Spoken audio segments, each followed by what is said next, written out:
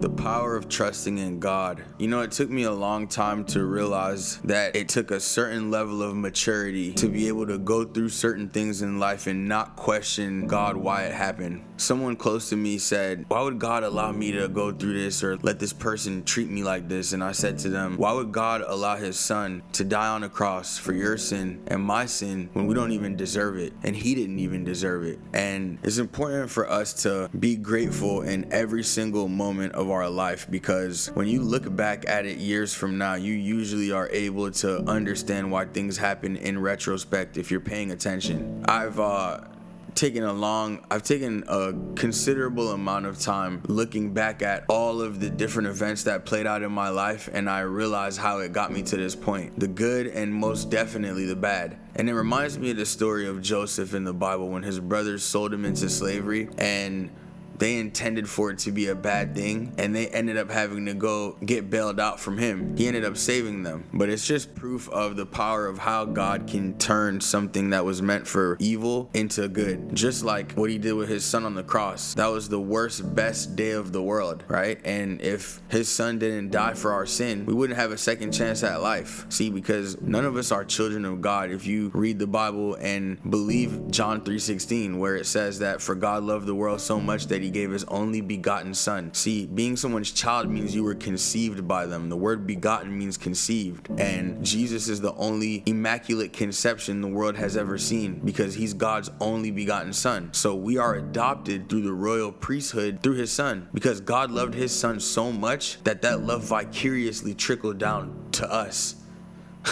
And that's an incredible amount of love. It's just amazing how time and time again in the Bible you see where God shows his emotions, how this perfect God, this righteous, holy, omnipotent, omniscient, omnipresent being that has feelings, true emotions, experiences heartbreak. In Isaiah, he tells the Israelites that their sin makes him weary.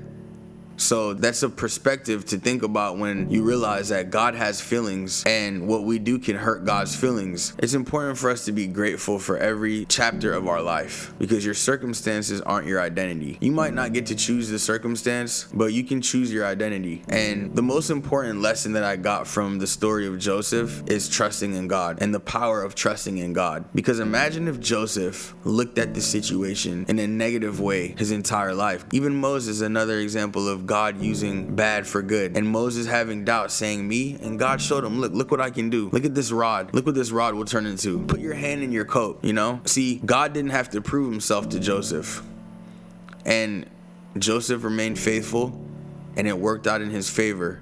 So be grateful for every adversity that comes your way, because you never know the blessing that lies on the other side of that.